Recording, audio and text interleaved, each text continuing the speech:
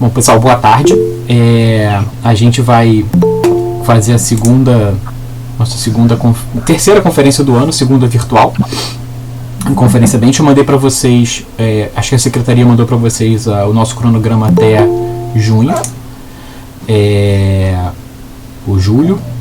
E aí vocês têm lá, já mandei também todos os links do Google Meets. Então, como eu estava falando antes aqui, a gente vai fazer pelo Google Meet, porque da última vez a gente tentou fazer direto pelo YouTube, mas eu tive um problema de conexão, aí caiu no meio, então fica muito dependente da minha conexão transmitir ao vivo para o YouTube. Se a gente fizer direto pelo Google Meet, mesmo que a minha conexão caia, a sala continua aberta, então o professor que está dando a conferência pode continuar sem problemas. A gente vai ter um problema na gravação depois para o YouTube, mas isso acho que é menos pior do que a gente ter que refazer a sala, entrar de novo, coisa e tal. Então a gente vai fazer assim. Então eu já mandei todos os links do Google Meet para vocês, e quando for autorizado e assim eu conseguir gravar, eu vou colocar no YouTube posteriormente. Tá ótimo? Então hoje, quem vai contar a história aqui pra gente é a doutora Daiane Silveira Rossi. Ela é pesquisadora hoje da Fundação Oswaldo Cruz, mais especificamente da Casa de Oswaldo Cruz. Vou roubar aqui do lápis dela. Ela é formada em História, e ela fez mestrado em História também na Universidade Federal de Santa Maria, mas já voltada para a área de ciência, nesse caso, porque ela com uma tese sobre ações de saúde pública, históricas, né? E ela fez o doutorado em História das Ciências pela Fiocruz, e hoje ela é pesquisadora lá na Casa de Oswaldo Cruz, que é voltado para a história da ciência. Então, um tema, acho que diferente do que a gente costuma ver, e muito interessante. E ela vai falar para a gente, o título da conferência é O Ingresso de Mulheres no Universo Científico, Rio de Janeiro, anos 1940. Professora Helena, muito obrigado por ter aceito o convite. A gente tinha programado para fazer antes de modo presencial, temos que ir para o virtual, mas acho que não vai de modo algum reduzir a qualidade da nossa conferência. Então queria agradecer pelo convite e pode ficar à vontade. Obrigado. Muito obrigada, Davi. Eu agradeço muitíssimo o convite. Como você bem apresentou, né, eu sou aqui um pouquinho estranha no ninho, né, entre o programa de pós-graduação em ciências farmacêuticas, mas desde a graduação, na verdade, eu venho trabalhando com história da saúde, com história da ciência, então a gente tem uma certa aproximação a partir dessa perspectiva. Atualmente, né, eu estou com um projeto de pesquisa na Fundação Oswaldo Cruz, e aonde, deixa eu compartilhar a tela aqui com vocês. Deixa eu ver. Não está dando certo, não está aparecendo. Vamos lá.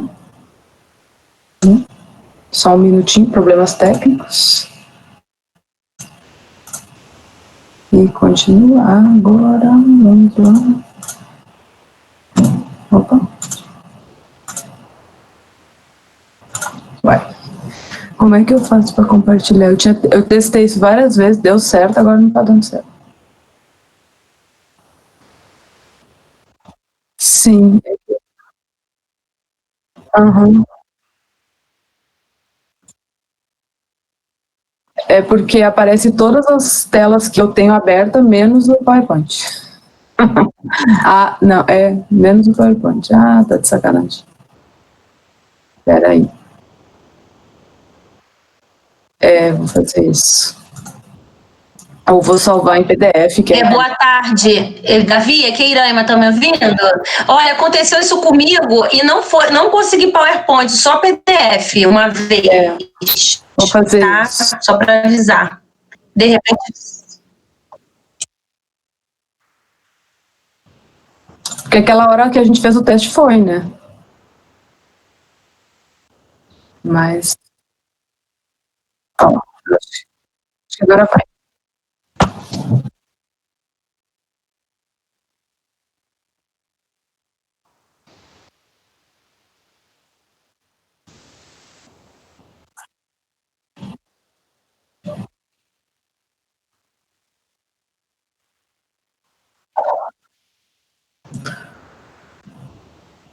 Agora foi? Agora vocês visualizam o PowerPoint? Pode confirmar para mim, Davi?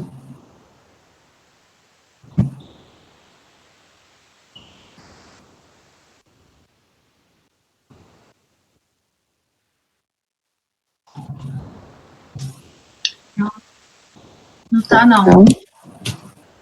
Pera, Tinha aparecido o PDF, depois desapareceu. E agora? Foi? Então, pronto. Problemas técnicos, né? Mas a gente vai se adaptando. Bom, então, esse trabalho que eu vou apresentar hoje para vocês, ele é fruto de um projeto que eu venho realizando na Fiocruz, que faz parte de um projeto maior sobre a memória institucional da Fiocruz, né? Porque também conversar com vocês essa semana é um momento simbólico para a gente, pesquisador da Fiocruz, porque a semana passada a gente completou 120 anos de história, e esse projeto sobre mulheres na Fiocruz faz parte da comemoração dos 120 anos. E um desdobramento dessa pesquisa é ampliar um pouco mais o escopo dela para analisar o ingresso das mulheres no universo científico do Rio de Janeiro, né, do Distrito Federal na época, nos anos 1940. Então, brevemente, né, antes da gente falar diretamente sobre o universo científico dessas mulheres, eu coloquei uma introdução sobre a educação entre fins do século XIX e início do século XX, com um foco mais na questão das mulheres, né? Então, nós tínhamos uma educação que ela não era libertadora, né? Que essa ideia ela vai surgir mais nos anos 20, nos anos 30, mas sim uma educação socializadora, ou seja, uma educação que vai atender às exigências desse mundo da virada do século XIX para o século XX, que é um mundo que está se industrializando, crescendo as suas cidades enormemente, então é um ensino que vai estar voltado para essas questões mais práticas, né, questões sobretudo econômicas. E o ensino das mulheres nesse contexto, ele está sobretudo voltado para a vida doméstica e familiar, né? Instruir essas mulheres nesse período seria ensiná-las a ler e a escrever, a alfabetizar essas mulheres, e em um segundo plano, essa alfabetização ela está mais voltada para uma questão prática do cotidiano mesmo, da vida dessas mulheres. Por exemplo, num contexto em que a urbanização está crescendo muito, então a gente precisa que as mulheres elas saibam ler para conseguir, por exemplo, se locomover dentro das cidades, pegar os bondes certos, essas coisas. E também saber ler uma receita de bolo, essas coisas bem práticas dessa função feminina bem tradicional desse início do século XX. Isso seria a prioridade, né? Em um segundo plano, em segundo lugar, né, seria uma necessidade, com elas minimamente letradas, uma necessidade prática em caso de necessidade, né? Principalmente se faltasse a presença do pai ou se faltasse a presença do marido, que essa mulher pudesse minimamente ter algum grau de instrução, que ela pudesse buscar um trabalho fora de casa, né? Então, a partir dos anos 1890, no Brasil já republicano, cresce o incentivo ao ensino primário e secundário, que seria hoje, né, o nosso ensino fundamental, e principalmente o ensino fundamental, o ensino médio, cresce em 16 vezes nesse período, né, da década de 1890, o número de professores primários em São Paulo e 8 vezes esse número no Rio de Janeiro, que quer dizer, por exemplo, no Rio de Janeiro, que vai de cerca de 790 professores para quase 6 mil professores do ensino primário nesse contexto.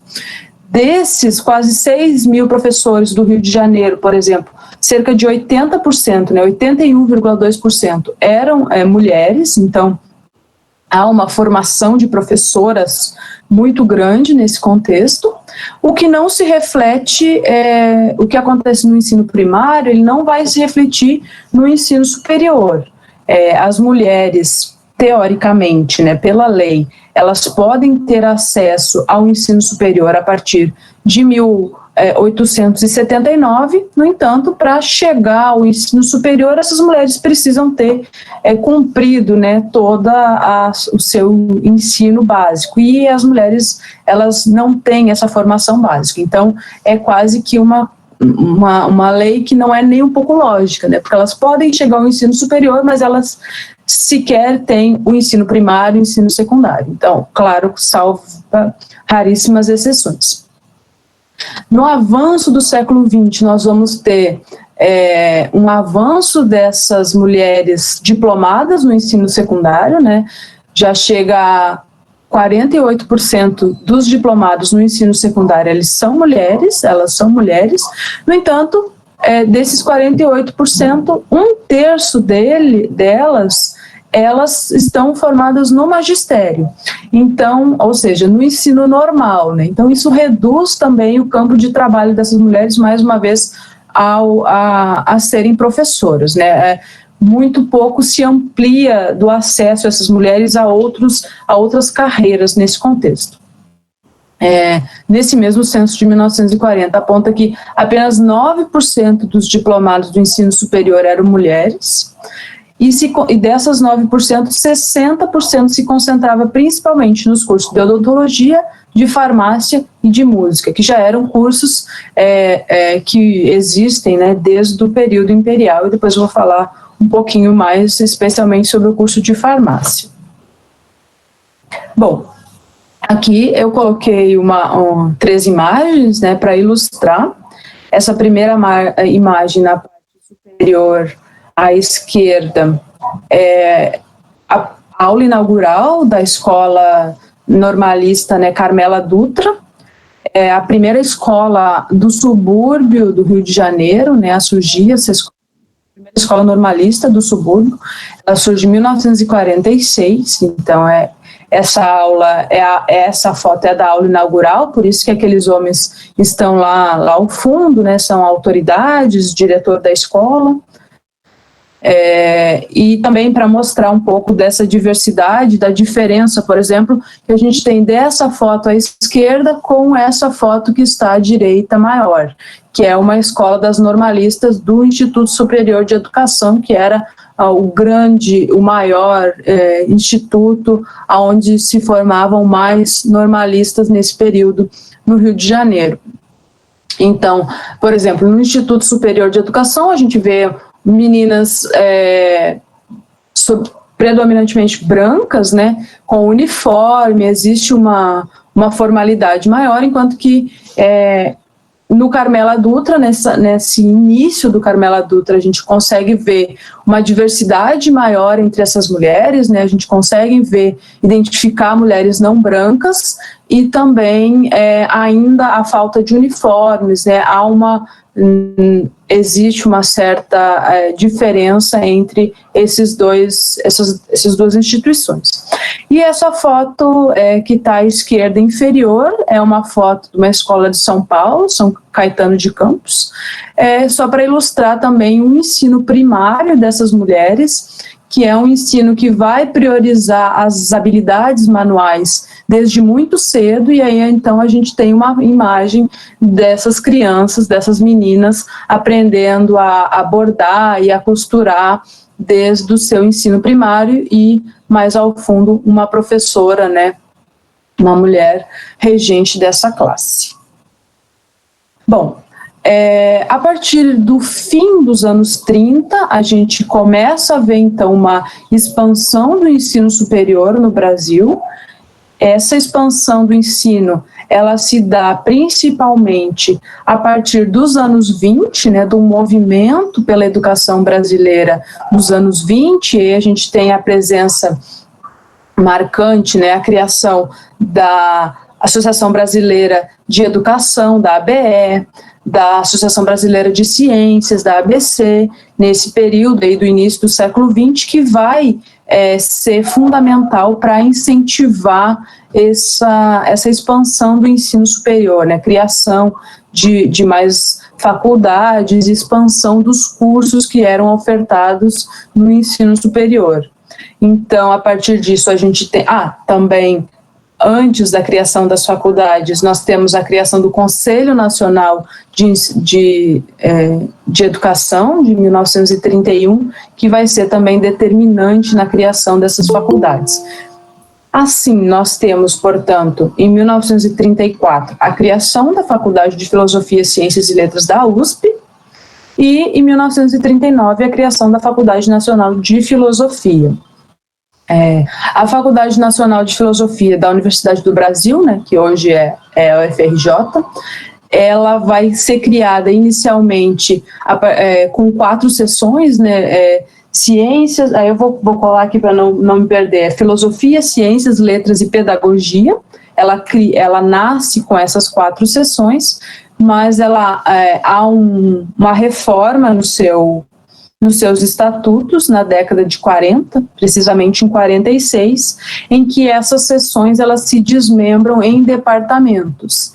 E aí nesses departamentos vai surgir o departamento de Química, de Física, de História Natural, de Matemática, de Letras, de Pedagogia, de História, de Geografia, de Sociologia, de Ciências Sociais. Então, há mais uma vez essa ampliação dos cursos, dividindo em departamentos na Faculdade de Filosofia. Esse gráfico que eu trouxe para vocês é um gráfico que demonstra essa ampliação dos inscritos e dos aprovados nos vestibulares da Faculdade de Filosofia. Então, nós temos M inscritos são mulheres inscritas e M aprovados, mulheres aprovadas, e homens, H inscritos e H aprovados são homens aprovados e homens inscritos. Então, se a gente vai ver, por exemplo, só a coluna azul, a gente vê essa expansão do número de mulheres inscritas desde a criação da FNFI até os anos 60, né? É um gráfico progressivo.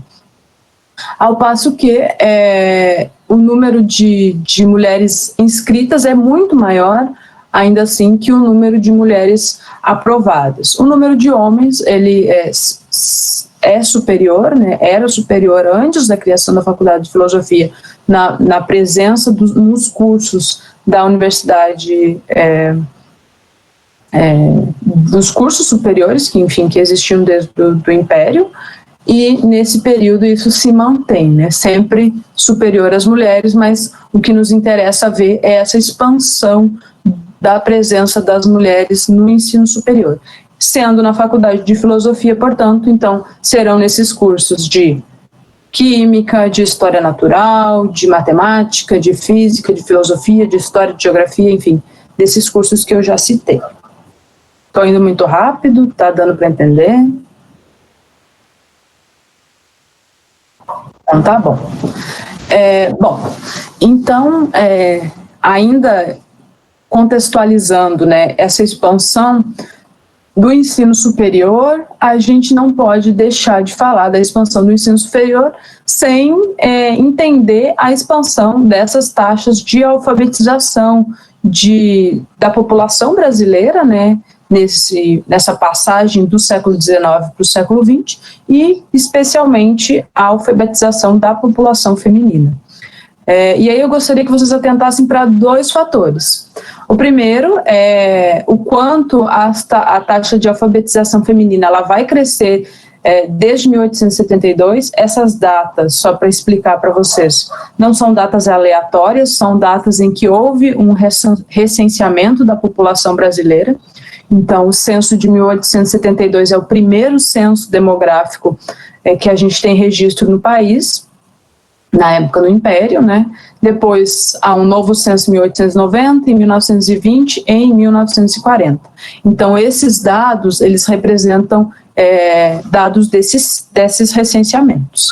Então, no primeiro censo, nós temos uma taxa de alfabetização de mulheres, ou seja, elas sabem ler e escrever o nome delas, que seja de 29% na cidade do Rio de Janeiro, uma taxa bem maior do que a cidade de São Paulo, e ainda quase 3 vezes maior do que a taxa de alfabetização do Brasil.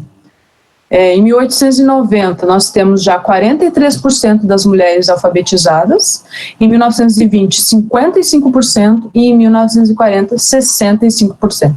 E aí, o segundo ponto que eu gostaria de destacar para vocês é essa disparidade que há entre a taxa de alfabetização no Rio de Janeiro, que nesses períodos era a capital federal, né, era o centro econômico e político do país, com a diferença que há da média nacional de alfabetização. Ou seja, enquanto que em 1940 a média nacional de alfabetização de mulheres era de 34%, nós temos uma média de alfabetização no Rio de Janeiro de 65%. Então, ou seja, é praticamente o dobro da taxa nacional, né? Então, isso reflete muito o número de escolas que existia no Rio de Janeiro, o acesso a essas escolas, né?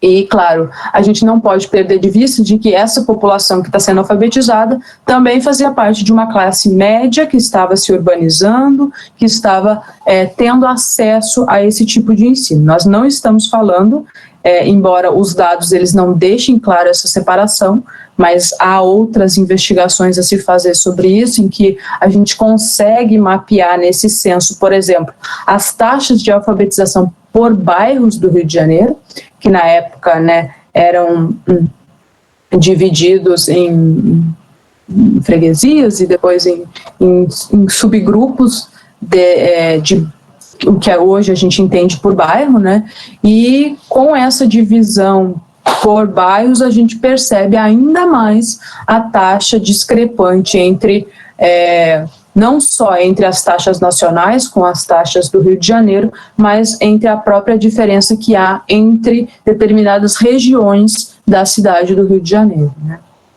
Mostrando sempre que há esse crescimento maior da expansão da alfabetização em classes médias e altas.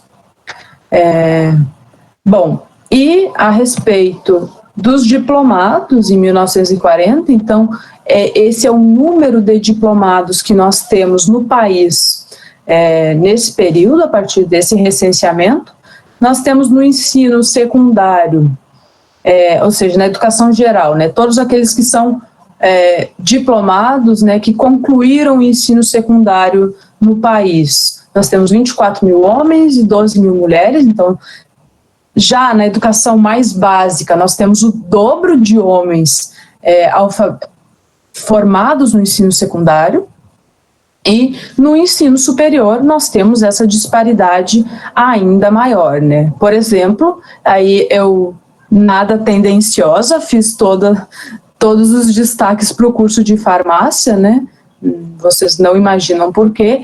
Então, nós temos aqui, nesse período, 1.800 farmacêuticos diplomados, em 1940, enquanto mulheres, né, farmacêuticas, enquanto que há 8 mil homens. Então, nós temos uma taxa muito maior de homens, né? E nos outros cursos, farmácia era um curso que, tradicionalmente, como vocês viram lá no início dos slides, era um curso que as mulheres elas tinham mais acesso desde o período imperial, mas se a gente vai ver em odontologia, vai na mesma perspectiva da farmácia, mas se a gente vai olhar para outros cursos que são predominantemente masculinos, como o direito, por exemplo, ou a medicina, nós temos taxas que são praticamente 20 vezes maior do número de diplomados homens do que o número de diplomadas mulheres. Em direito, nós temos 20 mil homens para 482 mulheres, em medicina nós temos 18 mil homens para 543 mulheres. Então, há uma discrepância muito grande entre esses cursos. Bom, Sobre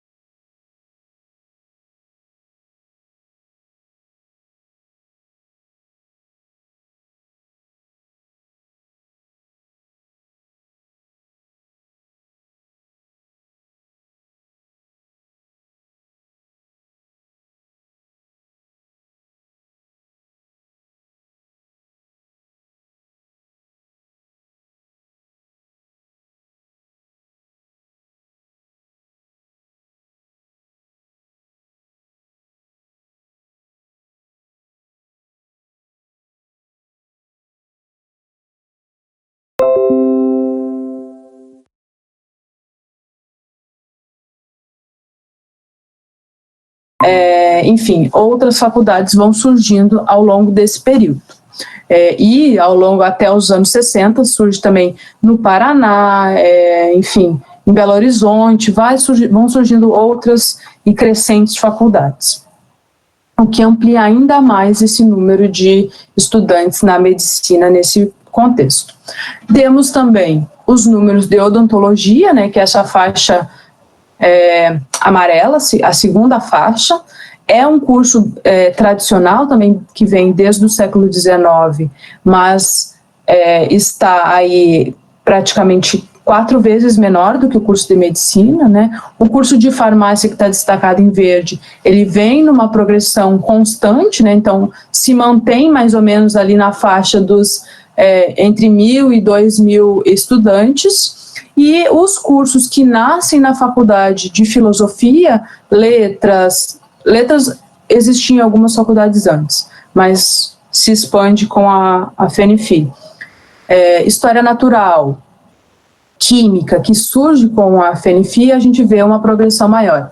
E aí, nesse gráfico seguinte, onde a gente retira a medicina, né, que destoa muito dos demais casos, então eu retirei medicina só para vocês verem a progressão mais real desses cursos, né, a gente percebe que a farmácia, ela ganha um grande, nesses anos 50, né, há uma progressão dos cursos, principalmente no curso de farmácia e odontologia, cresce muito, o que vai acontecer concomitante a um período de maior autonomia e expansão dos cursos de farmácia no Brasil. O curso de História Natural também cresce, mas vai ter um crescimento maior a partir do final dos anos 50, que também acompanha um grande crescimento do curso de letras. Eu destaco também, que eu vou falar um pouquinho mais à frente, a presença das mulheres nesses cursos especificamente, de química, de história natural e de letras. Então, paralelo a esse crescimento dos cursos, a gente tem também um crescimento da presença de mulheres nesses cursos. E, enfim, aí depois diminuindo já um pouco na década de 60, onde há uma nova remodelação do ensino superior, que é, digamos assim, a segunda maior remodelação do ensino superior com a ditadura militar. Isso vai ser alterado, mas aí é outro tema para outra conversa. Bom, nas décadas de 60 e 70, nós temos, portanto, como eu estava falando, essa expansão da presença de mulheres nesses cursos superiores. A gente pode perceber que no curso de História Natural, elas já são bem mais do que a maioria dos homens, né? Nós temos quase 70% da presença de mulheres nesses cursos. No curso de Química é praticamente meio a meio, né? No curso de Física e no curso de Matemática, nas exatas, principalmente no curso de Física, né? A presença de mulheres era bem menor e na Matemática era um pouco mais paritária essa presença entre homens e mulheres. Eu peço desculpas, peço perdão ao professor Luiz Otávio e à professora Nara Azevedo, que fizeram esse gráfico, e eu não dei os devidos créditos, esqueci de colocar nas referências aqui. Mas esse gráfico foi feito por eles, são 2 professores que vêm trabalhando com a questão de gênero e ciência, e a Faculdade Nacional de Filosofia já tem alguns artigos publicados sobre isso e vem trabalhando sobre isso há bastante tempo. Bom, aí então chegamos à farmácia da UFRJ, né? Essas imagens são do arquivo pessoal da Maria da Luz Fernandes Leal, que é essa senhora que está nos laboratórios da farmácia aqui no final dos anos 70, que se forma em 1980, essa é a turma de formatura da farmácia de 1980. Por que eu tenho essas imagens? Porque a Maria da Luz, ela fez parte desse nosso projeto sobre as mulheres nos 120 anos da Fiocruz, e ela foi uma das nossas entrevistadas. Então, ela nos cedeu essas suas imagens para a gente colocar no documentário, que depois eu vou falar um pouquinho. E essa imagem, à direita inferior, é uma imagem do campus, né, da UFRJ, nesse contexto aí do final dos anos 70 e início dos anos 80. Então, só para ilustrar um pouco para vocês do que a gente vai falar agora. Bom, vou me arriscar a contar um pouquinho da história da farmácia, que vocês já devem saber, e também só para contextualizar mesmo, não é o foco. Se eu cometer alguma gafe, por favor, me corrijam. A faculdade de farmácia, ela surge junto à faculdade de medicina ainda em 1832, ainda também durante o século XIX, é quando é criada uma seção de farmácia na Academia Imperial de Medicina, o que aproxima mais a farmácia com a ciência, né? Existe ao longo do século XIX uma disputa muito grande entre os médicos, os farmacêuticos, os curandeiros e as parteiras, sobretudo antes de uma regulamentação dessas profissões no período imperial. Há disputas hierárquicas muito grandes dentro da Faculdade de Medicina. Como eu disse, a farmácia ela surge dentro da Faculdade de Medicina, e há essa disputa entre médicos e farmacêuticos, enquanto que os médicos se colocam numa posição hierarquicamente superior aos farmacêuticos.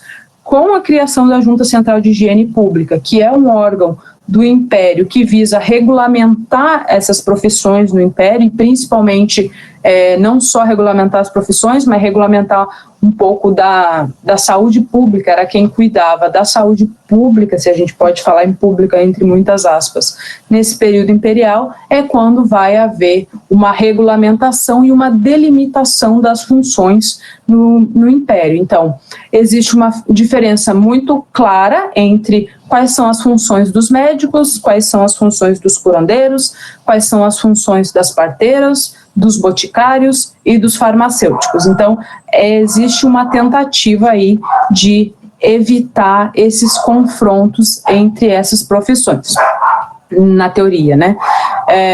Então, sobretudo, eu gostaria de destacar, a partir desse contexto, que se diferencia os boticários e os farmacêuticos, que é essas duas profissões que vão haver um maior embate, né, sobre qual a real função dos boticários e qual a diferença deles para os farmacêuticos. Então, há um regulamento desse período que diz que os boticários são todas aquelas pessoas que resolverem abrir boticas para venderem medicamentos, enquanto que os farmacêuticos são aquelas pessoas que são diplomadas em farmácia, né? Aí vocês me desculpem que a cachorrada da vizinhança agora resolveu aqui. Em 1884, né, já mais para o final do período imperial, a criação da Escola Superior de Farmácia.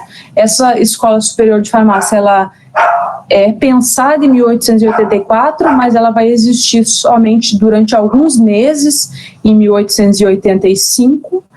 Foi uma tentativa de um grupo de farmacêuticos de se separar da Faculdade de Medicina, e existiu em um primeiro momento uma promessa de que haveria incentivos para essa faculdade, haveria financiamento para essa Escola Superior de Farmácia, né, e principalmente que era uma luta dos farmacêuticos há muitos anos, que nessa Escola Superior de Farmácia, se quem fosse ministrar as disciplinas do curso fossem farmacêuticos e não mais médicos, como acontecia enquanto que a Faculdade de Farmácia ela fazia parte da Escola de Medicina.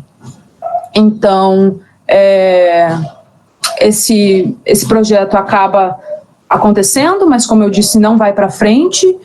O governo imperial ele não cumpre com as promessas que fez, e essa escola superior ela dura poucos meses, e a escola acaba voltando, né, para a Faculdade de Medicina, Escola de Farmácia. Durante o período da República, né, então é quando a gente tem essa expansão e essa regulamentação da profissão dos farmacêuticos, né, um marco para essa separação, né, principalmente da Faculdade de Medicina, é a criação da Associação Brasileira de Farmacêuticos, em 1916. A principal luta deles vai ser isso, né, se separar da Faculdade de Medicina e garantir que professores formados em farmácia deem as disciplinas de farmácias. Então, nós temos um decreto de 1925 que vai separar isso, a Faculdade de Medicina de Farmácia, mas que só vai se efetivar em 1932, né? E nesse decreto, então, se prevê que as escolas de farmácia, elas passam a ser faculdades anexas à medicina, e a farmacêutica, ela passa a ter exclusividade no exercício do magistério, nas cadeiras de farmácia galênica, farmacognosia, farmácia química, farmácia analítica, farmácia toxicológica e bromatológica. Então, é somente em 1932 que essas disciplinas passam a ser exclusividade de professores formados em farmácia. E somente em 1937, né, quando nesse contexto de reforma do ensino superior, é que é criada a Faculdade Nacional de Farmácia, e aí sim ela é completamente desmembrada do curso de medicina. Bom, então, já que estamos falando eu abri um parêntese, né, para falar um pouquinho da história da farmácia, para tentar agora, já encaminhando para o fim da minha fala, mostrar então aonde que essas farmacêuticas elas estão trabalhando, né? Eu digo farmacêuticas porque ainda a maioria era mulheres.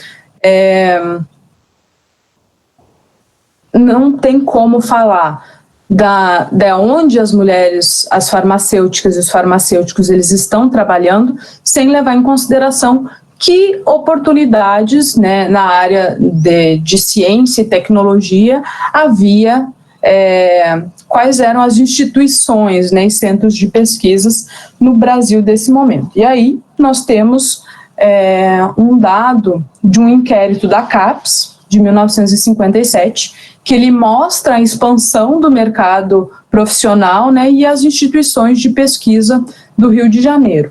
Nesse inquérito, ele apresenta 65 instituições, dentre as quais nós destacamos algumas para esse gráfico. Então, vocês vejam que, na grande maioria dessas instituições, né, existe uma maior presença de homens, mas nós temos algumas instituições em que a presença feminina também se destaca. No Instituto de Pesquisas Educacionais do Distrito Federal, as mulheres elas estão ocupando cargos de é, é, elas faziam testes de antropometria, né, principalmente. Na Universidade do Brasil, nesse período, nós já tínhamos algumas professoras mulheres e algumas mulheres que trabalhavam em diversos cargos. Nós temos aqui também, por exemplo, no Museu Nacional, que é uma instituição que é atrelada à Universidade do Brasil e que existe uma presença forte.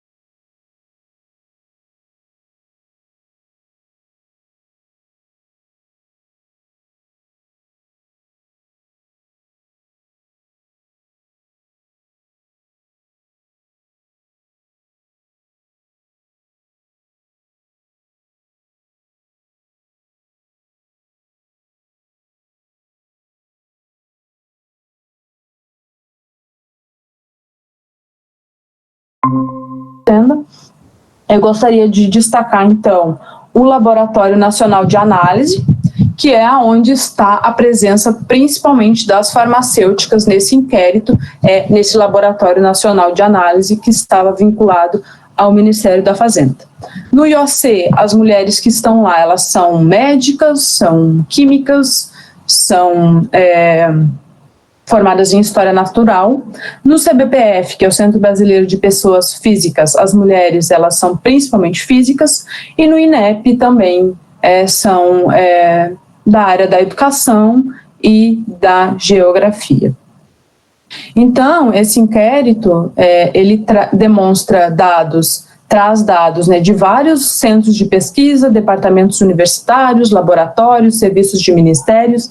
Então, mais para demonstrar, para ilustrar para vocês o quanto, enquanto que a gente às vezes tem no senso comum, né, no universo de que não há mulheres trabalhando na área de ciência e tecnologia nesses anos 50, nós temos esse inquérito, então, que mostra a presença dessas mulheres atuando em diversas frentes, em diversos institutos de ciência e tecnologia no país.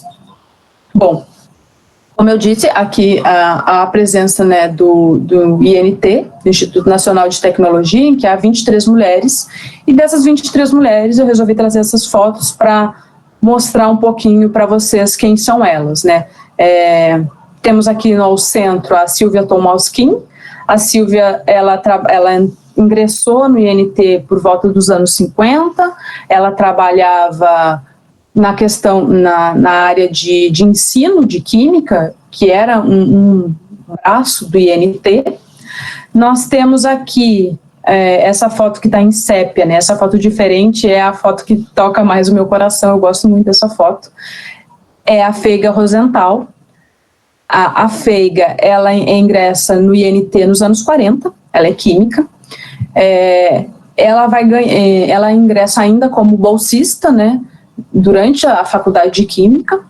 Em 10 anos depois, ela se efetiva no cargo como servidora do INT. Nesse mesmo período aí que ela se efetiva, ela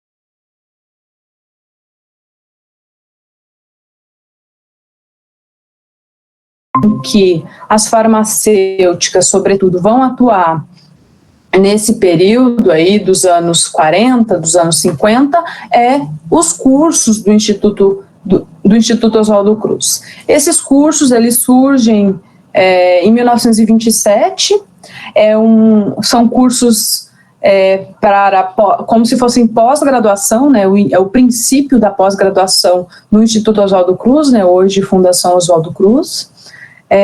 Há uma proporção muito grande, né, comparada entre homens e mulheres, aí a gente vê 1.462 homens para 285 mulheres, mas é expressiva essa presença de mulheres quando a gente olha para os tipos de formação dessas mulheres no curso, né, a formação universitária dessas alunas dos cursos do IOC. E aí eu destaquei aqui para vocês a presença expressiva das farmacêuticas nesses cursos do IOC. Muitas dessas mulheres, elas iam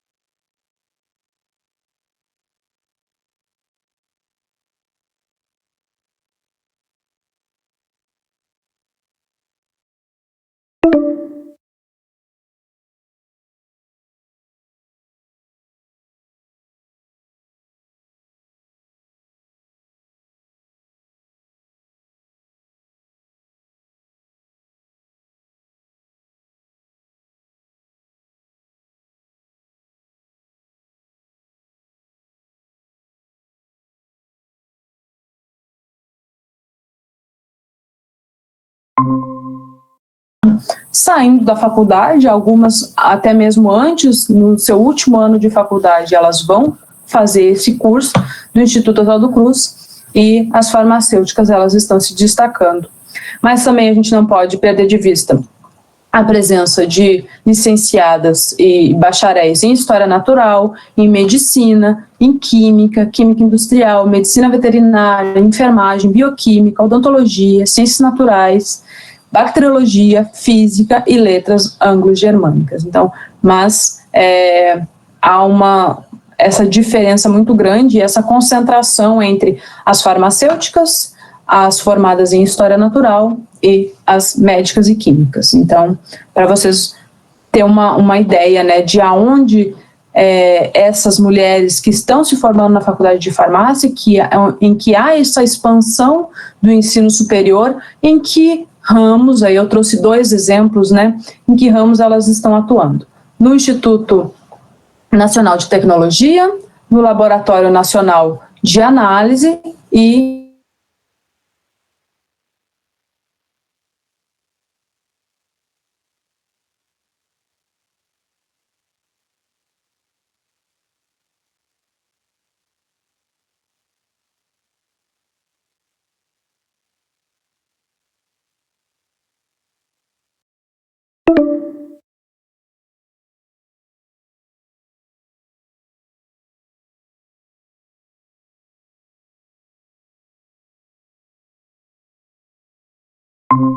sobre a Maria da Luz Fernandes Leal, que vai estar lá o vídeo dessa série Mulheres na Fiocruz Trajetórias.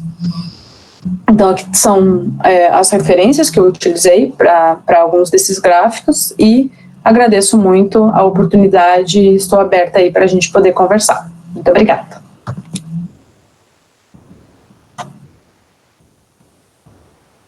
Queria abrir se alguém quiser fazer alguma pergunta, a professora Dani está disponível para respondê-las. Eu caí várias vezes durante o coisa, não sei porque em algum momento a minha internet oscilou, eu fui e voltei e perdi algumas vezes. Sim. Olá, Daiane, sou Ana Luísa, sou professora da Faculdade de Farmácia também. Só fazer talvez uma pequena correção, porque a emancipação da Faculdade Nacional de Farmácia, ela se deu em 1947, quando ela se desvinculou e criou o curso, né, próprio, né? Então, porque nós comemoramos, então, em 2017, Em 2007, nós organizamos nosso primeiro simpósio, comemoração de 60 anos dessa, né, da criação da Faculdade de Farmácia da UFR.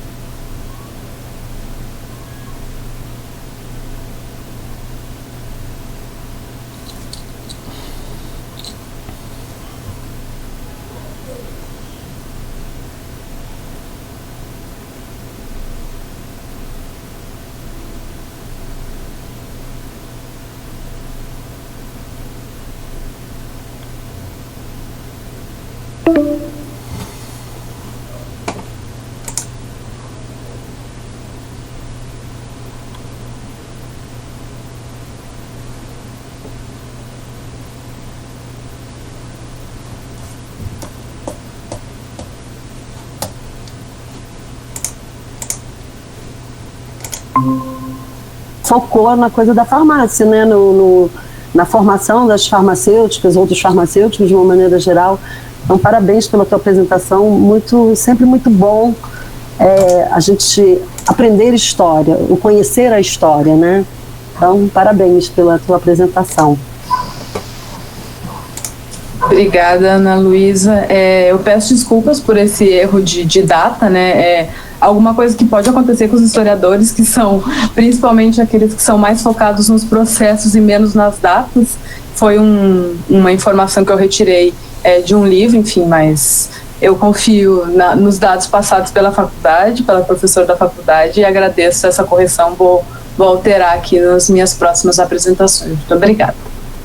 De nada. Era só, não é nenhuma, assim, né? Acho que é uma data que é importante fazer a correção, claro. Mas eu acho que isso não atrapalha em nada, né? Historicamente, você estava dentro do período mesmo, porque foi nessa época que se deu.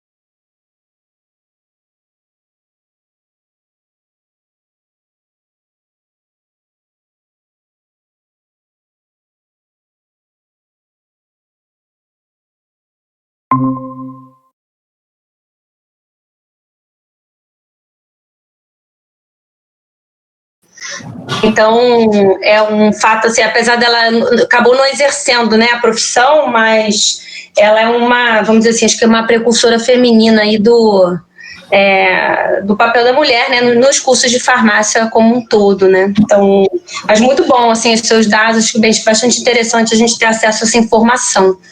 Tá, obrigada, tá, Daiane? Obrigada a você. Obrigada. Eu vou aproveitar, porque eu não sabia, mas isso eu soube há 2 anos atrás, que a minha madrinha, né, ela foi a primeira química, né, em 1900, a primeira química a ter registro no CRQ, e ela fez química nas instituições, no INT, né, acho que no INT, numa daquelas instituições que você falou, onde a maioria eram químicas, né, ou você falou de uma outra profissão, eram químicas e farmacêuticas também, não sei. Não. Farmacêuticas, físicas. E acho que isso é bem legal, né? Como a Irânia comentou, né? A gente fica, né? De ter uma representação, né? Desde de outros tempos. Então são pioneiras, né? De alguma forma, mas são várias pioneiras que temos como exemplo, né, na ciência como um todo, né. Qual o nome dela? De repente até eu já vi alguma foto. Maria Eugênia. Vou anotar para procurar. De Souza Palhares, né, na época solteira, né, Palhares, hoje o nome Maria Eugênia Palhares Pena, com 2 N's. Uhum. Se ela aparecer aqui nas minhas fontes, eu posso...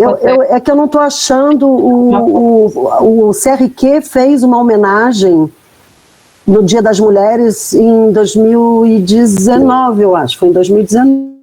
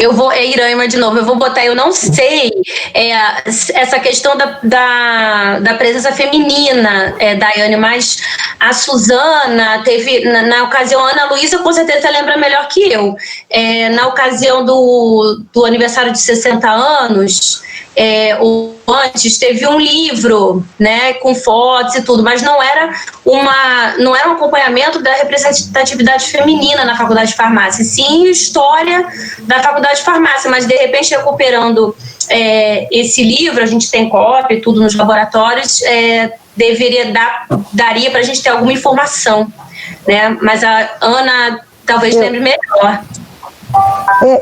Realmente é um livro que o próprio Rangel, né, pesquisou, escreveu, né, assim, a gente fez esse livreto, né, com a história da Faculdade de Farmácia. Com certeza lá dentro, Iraima, estão citados alguns nomes de mulheres que foram bastante relevantes, né, desse período todo, né, inclusive, mas eu também, assim, não é especificamente de mulheres, né, mas tanto que nós fizemos homenagem a alguns farmacêuticos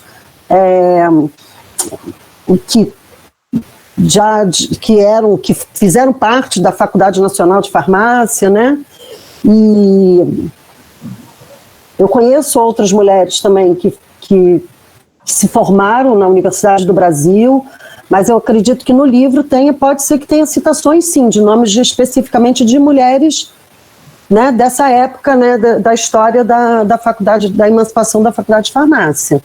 Mas eu também não lembro detalhes, mas nós podemos te passar esse livro, essa história. Podemos, né, eu vou ver se a professora Gisela, se a gente tem isso em PDF, eventualmente, para mandar para você, né? Porque eu acho que seria legal você ter isso.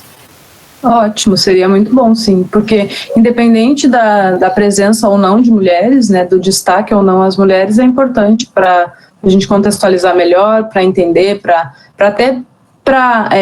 abrir caminhos para outras pesquisas que podem ser elucidadas a partir disso. Então, vamos sim trocar essas figurinhas e quem sabe depois, quando voltarmos à normalidade, né, quem sabe a gente consegue se reunir para pensar sobre isso. Eu agradeço se puderem enviar, enfim, a gente conversa sobre isso, vai conversando. Ok.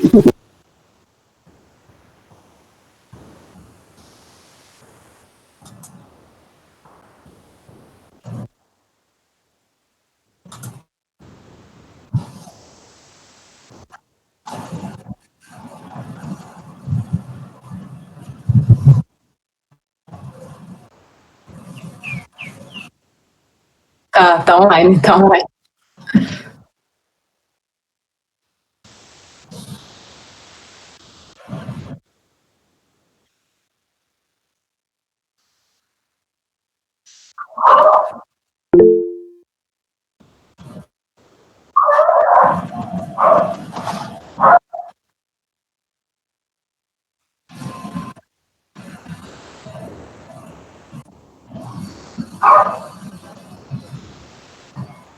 Travou, eu não consegui entender.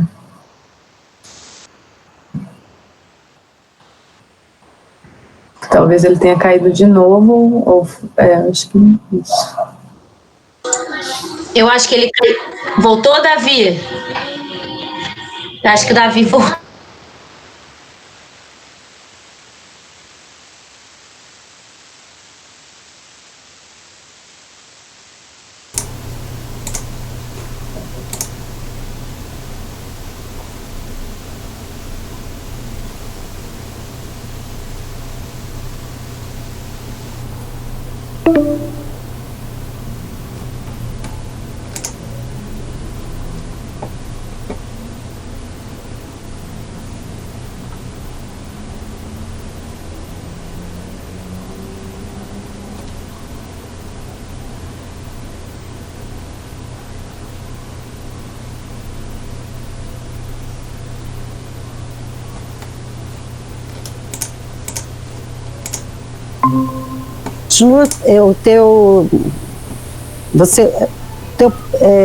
Tua pesquisa é nessa área histórica, esse projeto,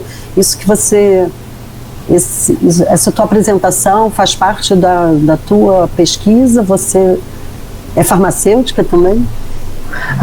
Eu perdi a apresentação do Davi. Tudo bem. Só curiosidade.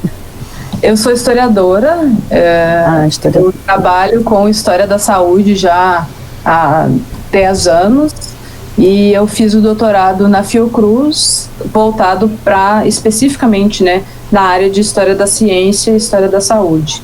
E essa pesquisa que eu estou desenvolvendo agora, ela é um pouco diferente do que eu desenvolvi na minha tese.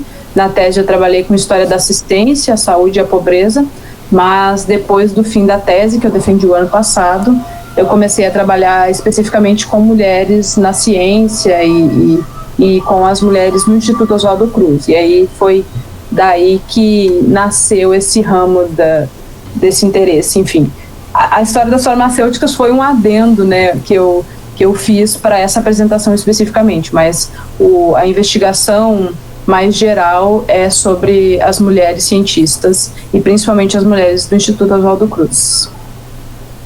Parabéns, obrigada. Excelente. Bom, voltei, eu acho. Voltou. Então, eu queria agradecer então a Daiane pela apresentação de novo, que eu achei excelente. Muito obrigado. Eu acho que contemplou todo mundo gostou pelo que as pessoas foram escrevendo aqui no chat. Queria agradecer então a presença de todo mundo. E na semana que vem a gente tá de volta aqui, tá? Eu já mandei para vocês o link do Google, então eu espero vocês de volta, tá? Muito obrigado a todo mundo. Usem máscaras, lavem as mãos. Obrigada a você, obrigada pela oportunidade. Até logo, Davi, todo mundo.